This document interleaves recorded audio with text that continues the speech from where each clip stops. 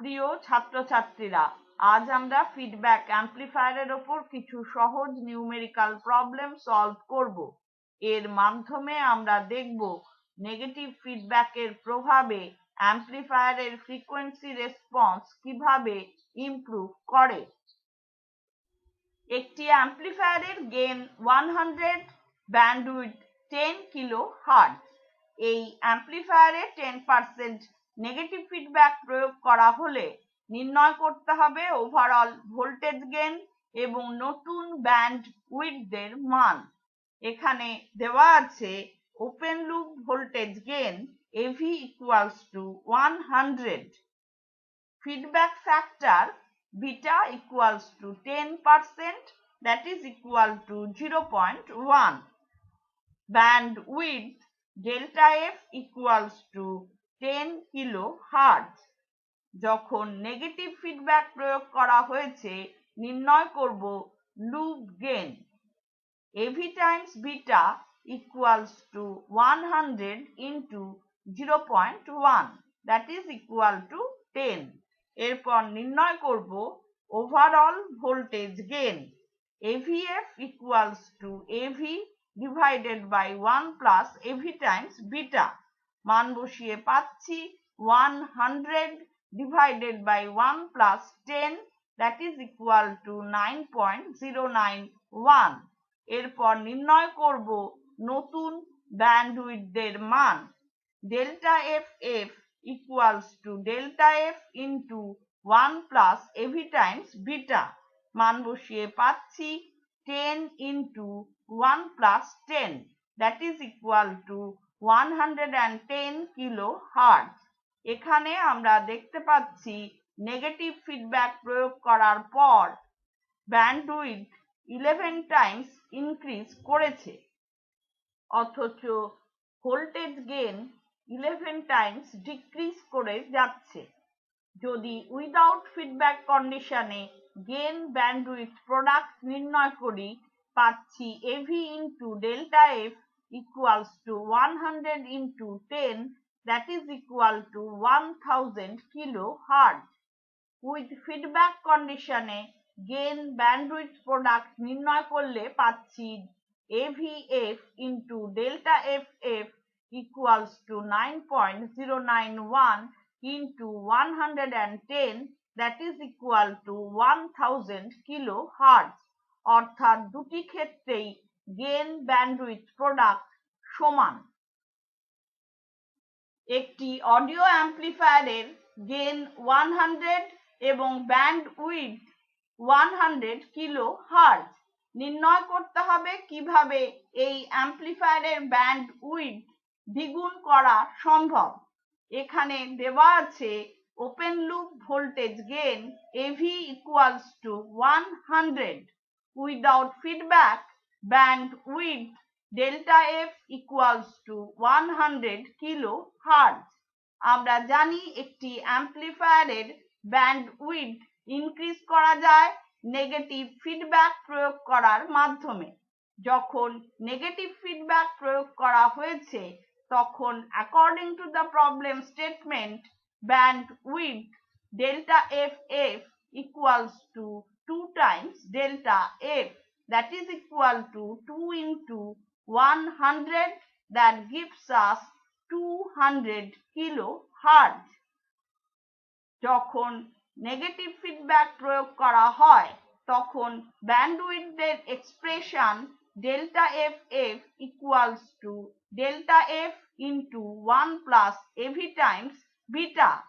মান বসালে পাচ্ছি 200 equals to 100 into 1 plus 100 times beta। Simplify করলে পাচ্ছি 2 equals to 1 plus 100 times beta। এখান থেকে পাচ্ছি feedback factor beta equals to 0.01 অথবা 1%।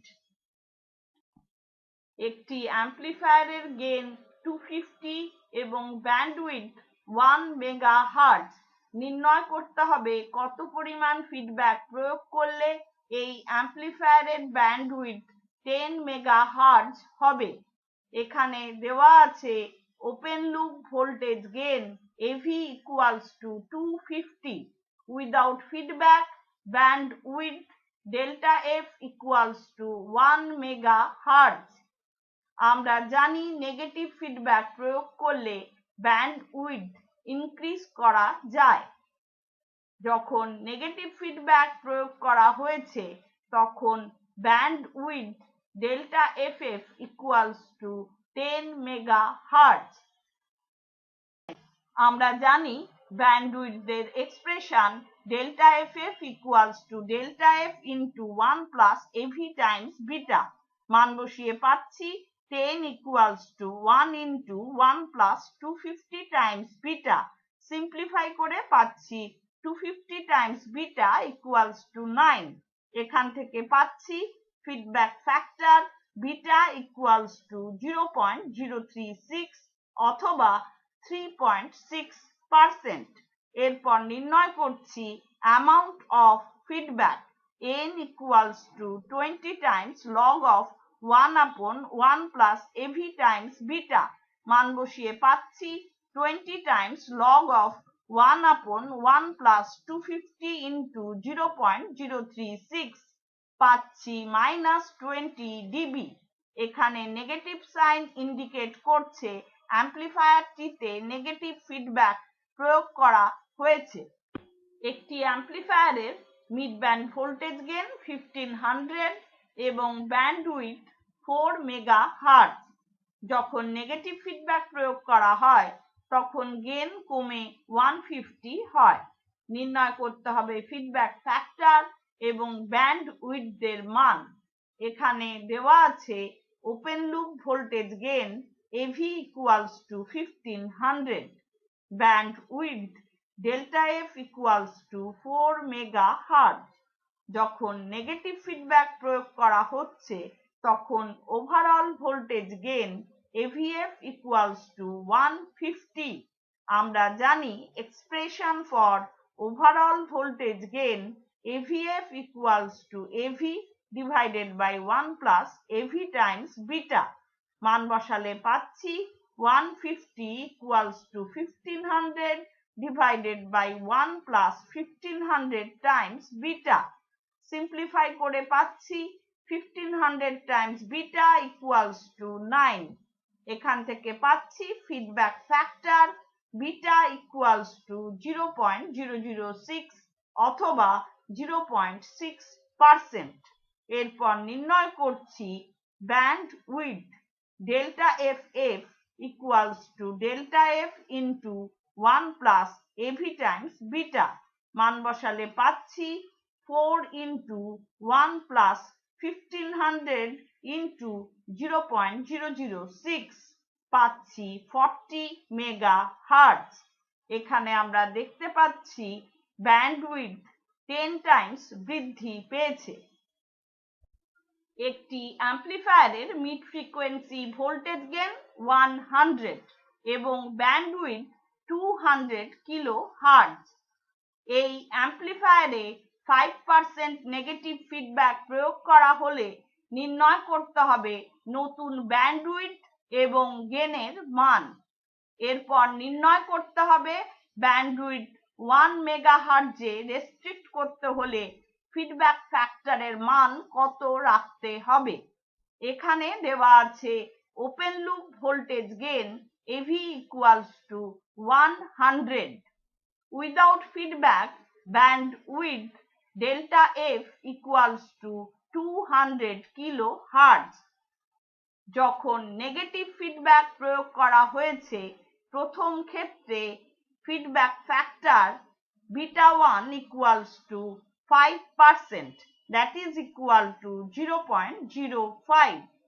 নির্ণয় করে নেব loop gain AV times beta 1 equals to 100 into 0.05, that is equal to 5। এরপর নির্ণয় করছি bandwidth delta F1 equals to delta F into 1 plus AV times beta 1।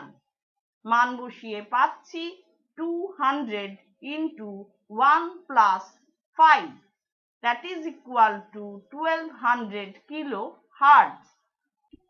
এরপর নির্ণয় করব overall voltage gain AVF equals to AV divided by 1 plus AV times beta 1 মান বসালে পাচ্ছি 100 divided by 1 plus 5 that is equal to 16.6667. দ্বিতীয় ক্ষেত্রে দেওয়া আছে bandwidth delta f2 equals to 1 megahertz that is equal to 1000 kilohertz. আমরা জানি bandwidth delta f2 equals to delta f into 1 plus AV times beta 2 মান বসিয়ে পাচ্ছি 1000 equals to 200 into 1 plus 100 times beta 2 simplify করে পাচ্ছি 5 equals to 1 plus 100 times beta 2 এখান থেকে পাচ্ছি feedback factor beta 2 equals to 0.04 অথবা 4%. একটি অ্যাম্প্লিফায়ারের মিড ব্যান্ড ভোল্টেজ গেইন 500, এর upper half power frequency 20 kilohertz এবং lower half power frequency 20 hertz. যখন এই অ্যাম্প্লিফায়ারে 2% নেগেটিভ ফিডব্যাক প্রয়োগ করা হয়েছে, নির্ণয় করতে হবে এর আপার এবং lower half power frequency, band width এবং ভোল্টেজ গেইন। এখানে দেওয়া আছে mid band open loop voltage gain AV equals to 500, upper half power frequency FH equals to 20 kilohertz, lower half power frequency FL equals to 20 hertz. যখন feedback প্রয়োগ করা হয়নি, নির্ণয় করে নেব band width delta F equals to FH minus FL মান বসিয়ে পাচ্ছি 20,000 minus 20 that is equal to 19,980 hertz which is approximately equal to 20 kilohertz that is equal to FH. সুতরাং এখানে আমরা দেখতে পাচ্ছি ওপেন লুপ কন্ডিশনে bandwidth upper half power ফ্রিকোয়েন্সির সাথে সমান। যখন নেগেটিভ ফিডব্যাক প্রয়োগ করা হয়েছে, দেওয়া আছে feedback factor beta equals two 2% that is equal to 0.02। নির্ণয় করছি loop gain AV times beta equals to 500 into 0.02 that is equal to 10. এরপর নির্ণয় করব mid band overall voltage gain AVF equals to AV divided by 1 plus AV times beta মান বসালে পাচ্ছি 500 divided by 1 plus 10 that is equal to 45.4545। এরপর নির্ণয় করব আপার half power frequency FHF equals to FH into 1 plus AV times beta মান বসিয়ে পাচ্ছি 20 into 1 plus 10 that is equal to 220 kilohertz। এবার নির্ণয় করে নেব lower half power frequency FLF equals to FL divided by 1 plus AV times beta মান বসালে পাচ্ছি 20 divided by 1 plus 10 that is equal to 1.8182 hertz। এরপর নির্ণয় করব band width delta FF equals to FHF minus FLF। এখানে আমরা দেখতে পাচ্ছি FHF is much greater than FLF, সুতরাং আমরা লিখতে পারি delta FF is approximately equal to FHF that is equal to 220 kilohertz। এখানে আমরা দেখতে পাচ্ছি নেগেটিভ ফিডব্যাক প্রয়োগ করার ফলে ব্যান্ডউইডথ 11 টাইমস ইনক্রিজ করেছে।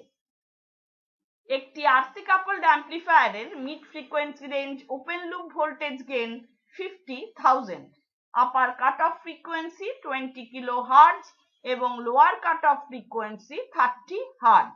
যখন নেগেটিভ ফিডব্যাক প্রয়োগ করা হয়েছে with a feedback factor beta equals to 5 × 10⁻⁻5 নির্ণয় করতে হবে mid frequency range closed loop voltage gain, upper এবং লোয়ার কাট অফ ফ্রিকোয়েন্সি এবং ব্যান্ড উইডথ।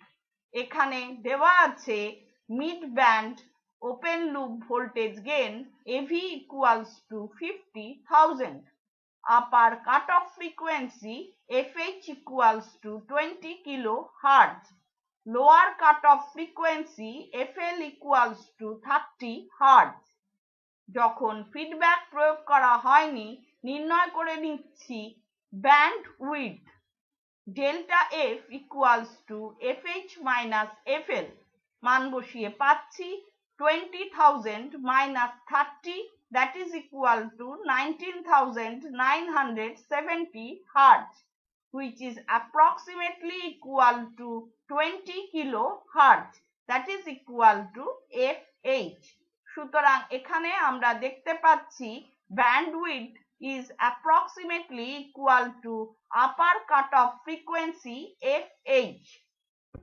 যখন নেগেটিভ ফিডব্যাক প্রয়োগ করা হয় তখন feedback factor beta equals to 5 × 10⁻⁻5 নির্ণয় করে নিচ্ছি loop gain AV times beta equals two 50,000 × 5 × 10⁻⁻5, that is equal to 2.5।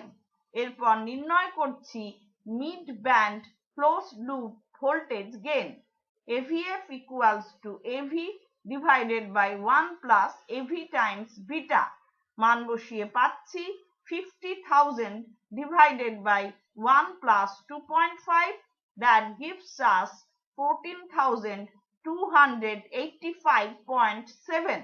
এরপর নির্ণয় করছি upper cut off frequency FHF equals to FH into 1 plus AV times beta, মান বসিয়ে পাচ্ছি 20 into 1 plus 2.5, পাচ্ছি 70 কিলো হার্জ। এবার নির্ণয় করব lower cut off frequency FLF equals to FL divided by 1 plus AV times beta, মান বসালে পাচ্ছি 30 divided by 1 plus 2.5, that is equal to 8.57 hertz। এরপর নির্ণয় করছি band width delta FF equals to FHF minus FLF। এখানে FHF is much greater than FLF, সুতরাং লিখতে পারি delta FF is approximately equal to FHF। এখানে FHF আমরা পেয়েছি 70 কিলো হার্জ, সুতরাং delta FF equals to 70 kilo hertz. তাহলে আমরা দেখতে পাচ্ছি নেগেটিভ ফিডব্যাক প্রয়োগ করার ফলে ব্যান্ডউইডথ 20 কিলো হার্জ থেকে বেড়ে 70 কিলো হার্জ হয়েছে, অর্থাৎ 3.5 টাইমস বৃদ্ধি পেয়েছে। তাহলে আজ আমরা ফিডব্যাক অ্যাম্পলিফায়ারের উপর কিছু নিউমেরিক্যাল প্রবলেম সলভ করলাম। এর মাধ্যমে আমরা দেখলাম নেগেটিভ ফিডব্যাকের প্রভাবে কিভাবে একটি অ্যাম্পলিফায়ারের ফ্রিকোয়েন্সি রেসপন্স পরিবর্তিত হয়। আমরা দেখেছি নেগেটিভ ফিডব্যাক প্রয়োগ করলে একটি অ্যাম্পলিফায়ারের ব্যান্ডউইডথ ইনক্রিজ করে whereas ভোল্টেজ গেইন ডিক্রিজ করে, অর্থাৎ গেইন ব্যান্ডউইডথ প্রোডাক্টটি কনস্ট্যান্ট থাকে। আজকের লেসন যদি তোমাদের ভালো লেগে থাকে লাইক বাটন প্রেস করো এবং বন্ধুদের সাথে শেয়ার করো। ধন্যবাদ।